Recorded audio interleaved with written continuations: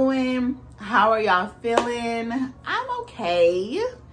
Are y'all ready for Thanksgiving? Like, what is it giving? Is it giving you staying home? Or is it giving you going to somebody else's house to eat?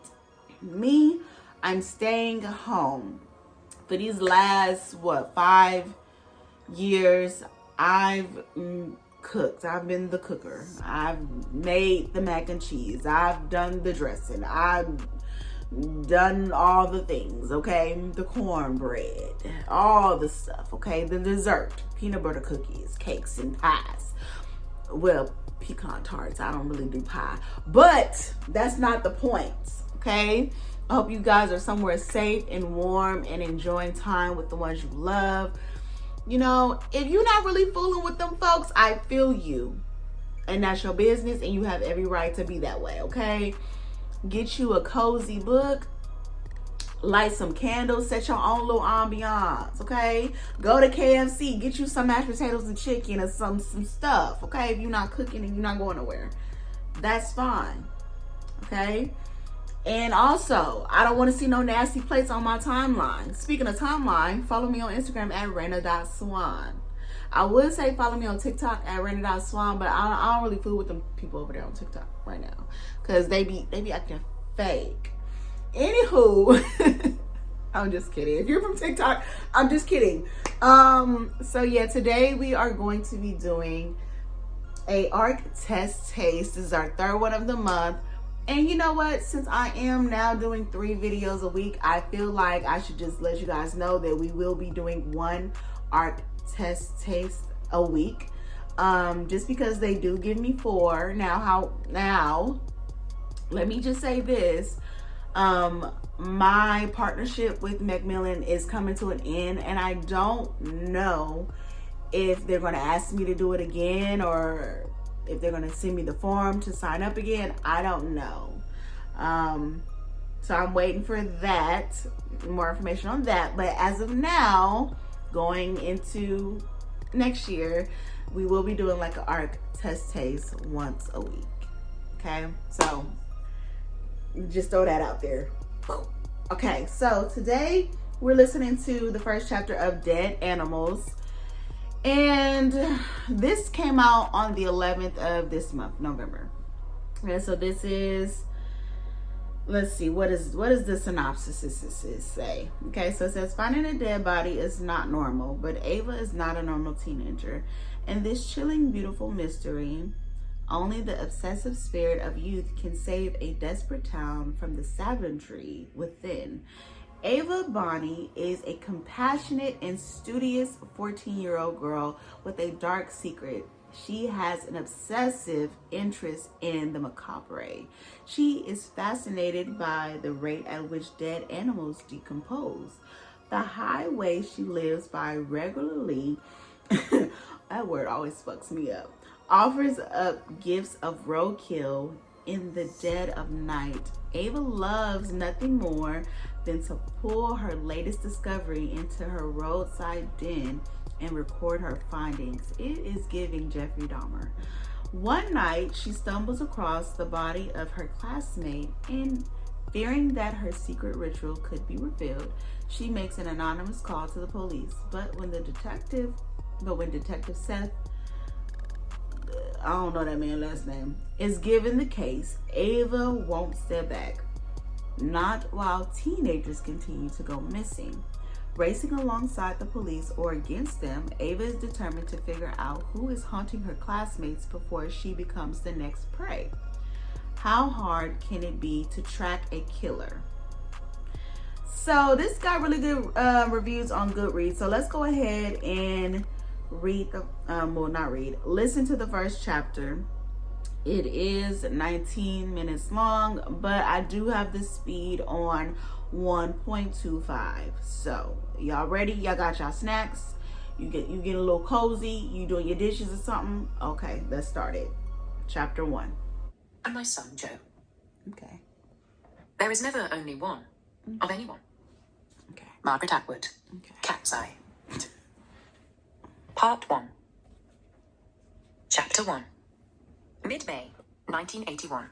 Rubery, South Birmingham. everything was drenched in sleep, Ava knew it was time. She eased out of bed, and when her feet touched the floor, she became still. She glanced at the other bed. No stirring from Veronica, her younger sister, only soft snores. The trick at night was to banish all thoughts and let instincts govern. She must be stealthy and quick. The small hours were called small with good reason, especially as dawn approached. The dark was not absolute, only monochrome, though the night was her ally, and never harmed her. Her pupils were matte black and massive in the gloom. She cocked her head to one side and listened. Only the tick-tock of the clock. Her mother was sound asleep in her room at the end of the hall. Ava was the only thing awake. She padded to the front door. She reached for her coat, but did not put it on. The polyester lining rustled too much. No shoes. Shoes were inflexible, rowdy. She tucked her pajama trousers into her sock tops. Thick socks lent silence to movement. After thumbing the latch off, she gradually pulled open the door. Cold air nuzzled without bite as she stepped out onto the communal gallery. She tucked a wad of tissue paper between the door and the frame. Although the latch was on, Ava couldn't risk either being discovered or being locked out. No moon, no mist. The ground dry as burned bone. Somewhere far away, a dog barked its warning to an unseen intruder. Ava's nose twitched. Petrol, earth, stone. Her skin prickled and her belly quivered with anticipation and the excitement of being out alone in the dark. The apartment block hunkered in its trench and faced the looming bulk of the quarry. She scurried along to the central stairwell, which stank of ciggies and chip fat, as concrete steps ascended and descended into blackness. She didn't consider the noisy elevator. Ava swung her coat on, felt in her pocket for her blue pencil sharpened at both ends, retrieved her red book from behind the huge metal bin, and exited the open foyer. She swept into the laburnum bushes that hugged the low wall of the property, then stepped forward into the gap with a view of the street, silent as an abandoned film set. The streetlights tipped everything in a pallid glow, and a strange peace wavered in it. Ava surveyed the realm. No people, no animals. She straddled the wall, crouched, then ran for the sanctuary of the red telephone box on the corner of the next street. She pulled her hood over her face. She was darkness against darkness, therefore invisible. Ava scampered to the dun maisonettes, to the last building in the row, which was a burned-out shell after a major fire the year before. It was supposed to be demolished, but it still stood, its scorched walls buttressed by scaffolding, its immediate perimeter protected by a high wooden fence. Kids avoided it because they thought it was haunted, and grown-ups avoided it because it was unsafe. There was a gap in the fence closest to where the communal front door used to be, and Ava squeezed through. She dashed through its hollow bulk to the backyard, which smelled of mulch and a milder version of the stink that had been permeating the district over the last week. There was a tiny patch of balding lawn framed by untidy heaps of rubble and swept ash. The orange lights from the A38 meters away illuminated the garden in sepia tones. In the earth, she could make out a crescent shape made of twigs, widely spaced, some aligned with an object, a small cardboard box, a piece of wood, a metal bowl. Each thing covered, or partially covered, the remains of dead animals. Those carcasses, uncovered, were left open to the whim of the elements. A few years ago, Ava had created a secret roadkill body farm to feed her curiosity about dead things. It was both cemetery and laboratory, and this patch of it was the only site enclosed, because if local children crunched through bones suspiciously batched in one small area with lollipop stick tags, then there would be an uproar. Therefore, it was sprawled across the estate, arranged as if the dead animals had died in their places naturally, and Ava would visit each subject once a week, then record her findings in her red book. She noted how flesh decomposed in water, how much faster it decomposed in air, how much slower in earth, if temperature slowed it down or exacerbated the process, if corpses decomposed quicker beneath concrete slabs, in boxes, the effect of weathering and what time insect activity took place, the roles insects played in breaking down the corpses to skeletons. At the end of each study, she said the rabbit's prayer from Watership down, because she believed it was the only invocation good enough. She thanked them, then buried them properly so they could rest in peace. Here, her experiments were more concentrated and in total privacy. She flitted to each twig, like a moth collecting macabre nectar, lifted each object to study what lay beneath and record its progress. She had never observed how death behaved at night, and she was taking this opportunity to do just that, in the quiet stillness, while the occasional car zoomed past on the road nearby, her back to the glowing streetlight beyond the fence, so she could quickly note her findings with her blue pencil in her red book. A few weeks before, she'd found a dead adder on the quarry. She'd never had a reptile specimen for her observations before, so she'd placed it in her strange laboratory. In open air, and over the weeks, the snake's skin had flaked and blown away, and its form had eventually skeletonized. It glowed like a barbed Mobius strip carved in ivory. Having completed the task in the garden, knowing she would have to return to bury her subjects properly in daylight, Ava decided to view her prize specimen, and it was only a few feet away. She darted into bramble bushes, whose thorns tore skinny spike lines on her hands. She peeked out at the dip and rise of the embankment on which the big road bellowed. She could smell exhaust and the malodor of rotting meat. She was close to the hidden place she'd found last autumn, situated in a place no kids went, because why would they? It was in the corner of the embankment that met the fence of the maisonette's abandoned garden, and concealed by a snarl of brambles beneath the roar of the road. It was a good place to conceal things, and was the reason why she'd risked so much to see her latest find. She was alert to subtle pressure changes, a reminder to beware. She reached into her pocket for the sharp blue pencil, and it reassured her. The cluster of psychiatric hospitals around had mythical maniacs escaping all the time.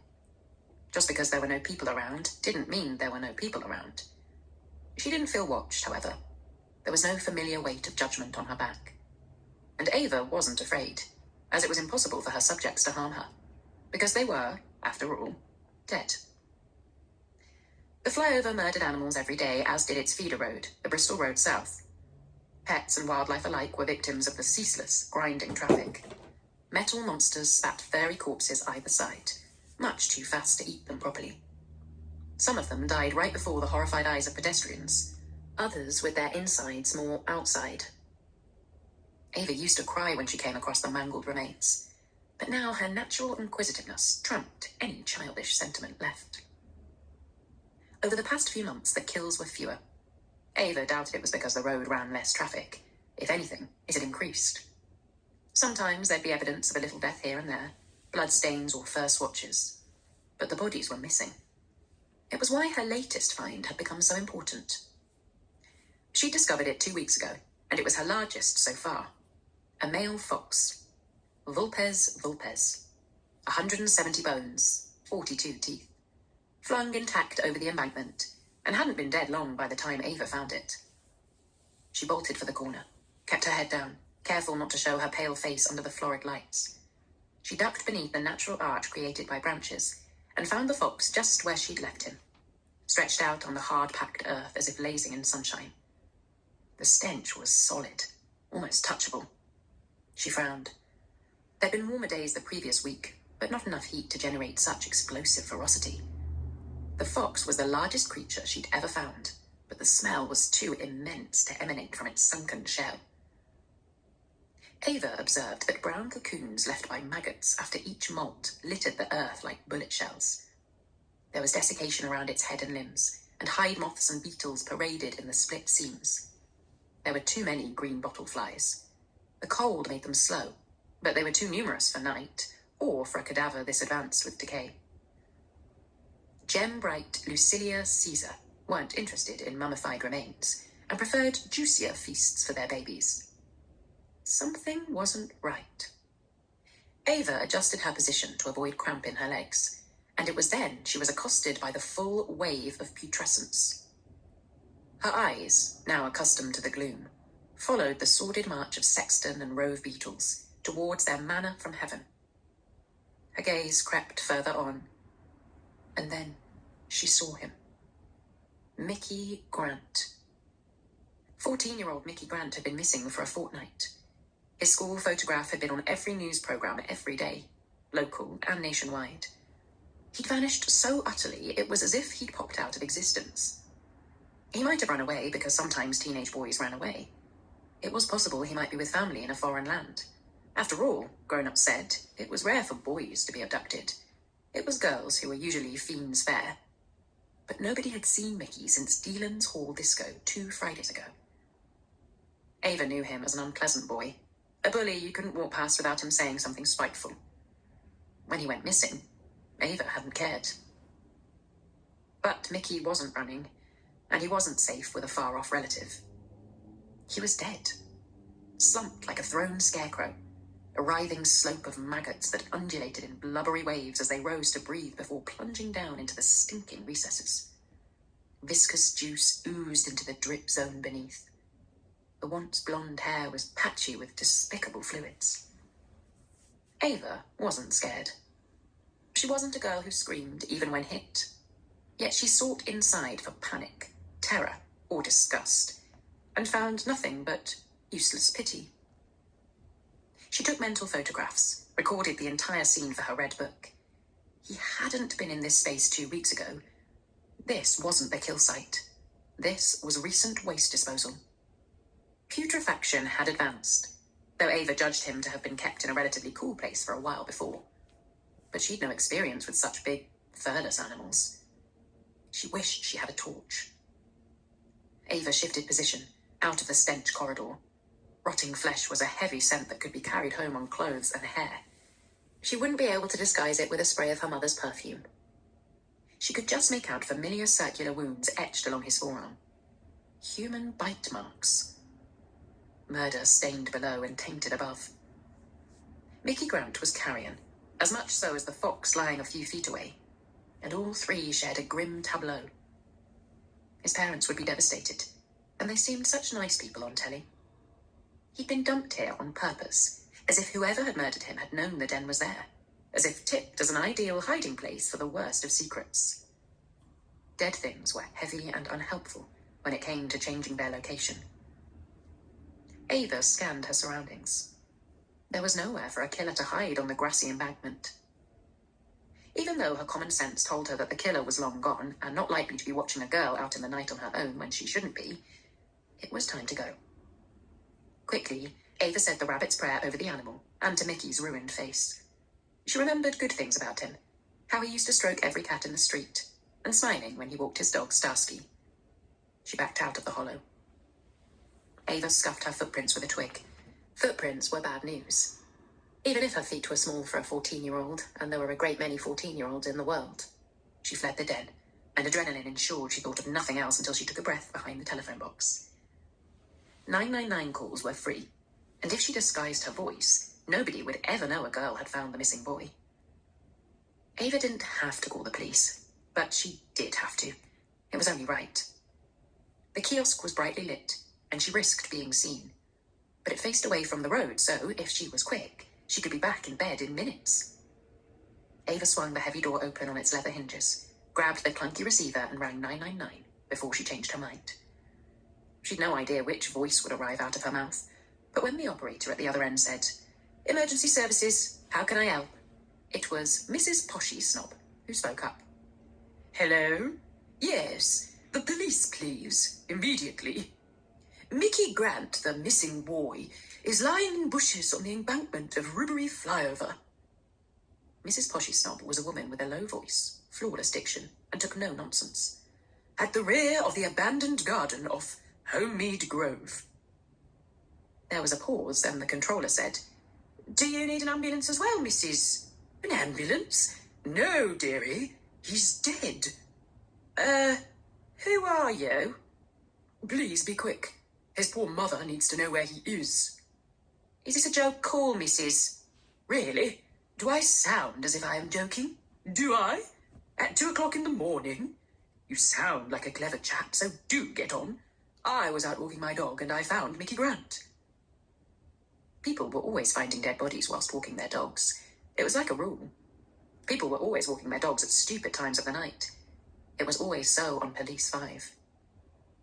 Strange, though, how no dogs, or any other opportunistic scavenger, had tugged at Mickey.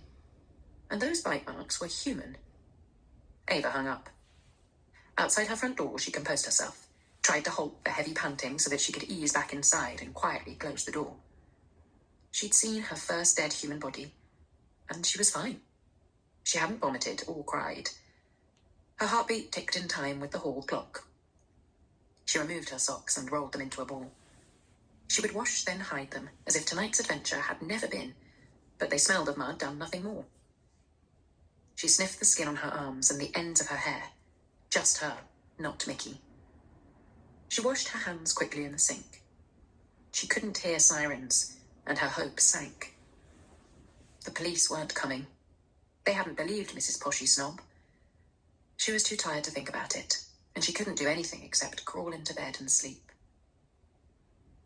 Ava had just settled beneath the blankets when Veronica slurred from her bed. "You smell of winter, Avie." She rolled over to face the wall.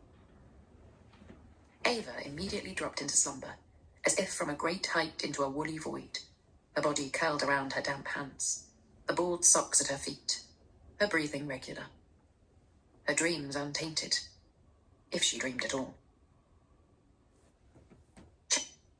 Yeah. What y'all think about that?